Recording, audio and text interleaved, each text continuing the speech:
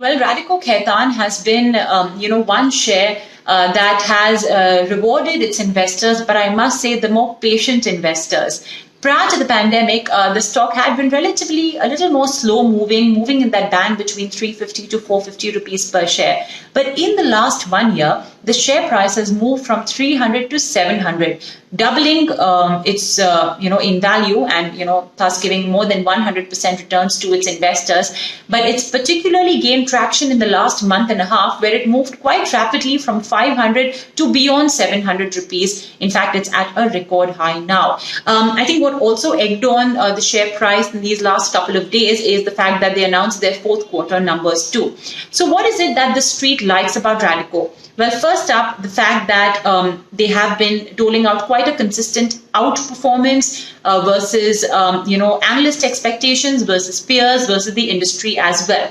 The track record of launches has been pretty great, and they've concentrated it around the premium segment, where they've been wanting to gain in market share as well. There's been healthy margin expansion witnessed as well. The balance sheet has been, strengthening year after year, in the sense that they have been moving forward with their deleveraging drive in a big way. And finally, the share does trade at a discount to United Spirits. So let's first compare the performance of USL, or rather Radico Khaitan, with USL and the industry as well. So in a tumultuous year, that's FY21, where USL's revenues declined 10%, Radico's overall revenues were flat, and where USL's EBITDA fell by almost 34%, Radico's decline was restricted to just 10%. Even if we take the more broader context of the IMFL industry versus Radico's own sales, in FY21, the industry degrew 14%, but Radico's IMFL sales degrew 8%. And this is not just in FY21. You see this outperformance even in FY20 and FY19. Both years, Radico managed to grow ahead of its industry, the IMFL industry. The volumes as well, you can clearly see the intent to move towards more premium products. So the fourth quarter of FY20 saw 26% of the volumes coming from P&A, and around the balance, 74% in popular.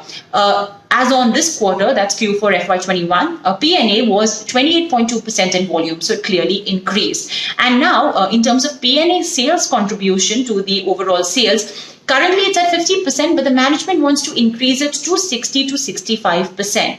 Finally, they have been working very hard on strengthening the balance sheet. Remember that the management had a couple of years ago stated their aim of bringing debt down to zero.